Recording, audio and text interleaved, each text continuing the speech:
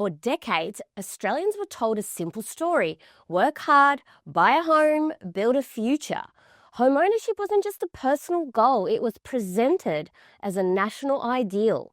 It was a symbol of stability, success, and belonging. This idea became known as the Great Australian Dream. Today, that dream is under pressure. But to understand how we got here, we first need to ask a basic question. What was the Great Australian Dream, and how did it become so central to Australian life? In the decades following World War II, Australia faced an urgent housing shortage. Hundreds of thousands of returning soldiers, a rapidly growing population, not enough homes. The solution was suburban expansion. The rise of home ownership wasn't accidental.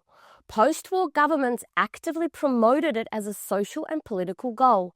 Prime Minister Robert Menzies argued that home ownership would create stability and social cohesion. He believed that people who owned property would be more invested in maintaining the existing system. We started off living in Tarrabin. We bought our first house there. We didn't have to save up for it because in those days not too sure, but with the wages and things we got, we paid most of it off.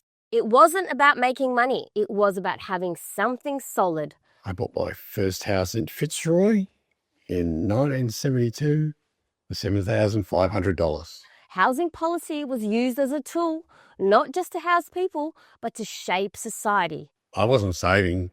I just said, okay, let's have a look at this. I sold my car and I got about $1,400 for that.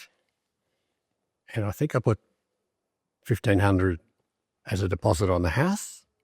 With the solicitor, we worked out terms over 5 years.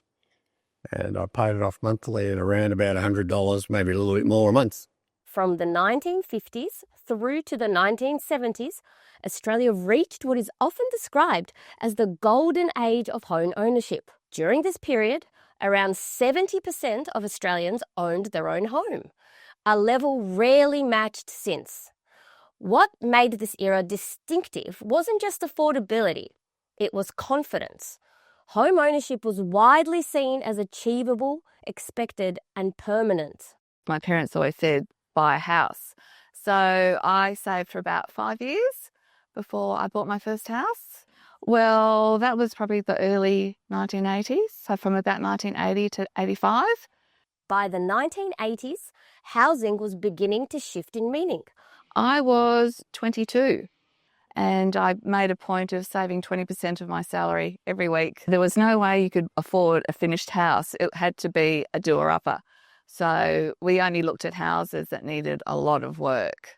Homes were increasingly viewed not just as places to live, but as financial assets. Prices were rising, but most Australians still believed ownership was within reach, given enough time and effort. For much of the 20th century, the Great Australian Dream was built on the belief that home ownership was attainable for most people. That belief shaped government policy, urban design, and social expectations. But conditions have changed. We were living in Clifton Hill, and we found this really cute heritage house, really close to childcare, close to North Fitzroy High School. It just looked really good. So we actually attended the auction. And it was going for over, $2 million or something. It was just It was listed at 1.8 to 2 and it went for 2.4. For decades, the formula was simple: work hard, save your wages, and buy in. But as Ricky Banger and his family found out, saving for a deposit is a much harder task. Ricky, his brother and wife, worked for 4 years with no breaks to save up a deposit. Today, it would take someone like Ricky 11 years to save a 20% deposit, the longest time on record. The dream hasn't disappeared. It's just become a debt that takes a lifetime to pay. So when we purchased this one, we paid $382,000 for this property. Yes, so I came as a migrant in 2011. And I came in 2009. Yes, and we first were living in Werribee South. So with my brother and his friend and family, so we were living in a shared accommodation. But as time went on and we grew the stability, and the dream just formed, buying your own home. Yeah. But conditions have changed, and so has the house shape, quite literally, from houses to more and more smaller units. It came down to circumstances and affordability and where I wanted to live and what I could afford. So that was a big factor in my decision to live in an apartment over a house. I wanted to be close to the city, close to my work, close to the children's school, and have a really nice 3 or 4 bedroom place or home. And I could do that by living in a unit, but wasn't able to do that by getting a house is unaffordable for me at this stage.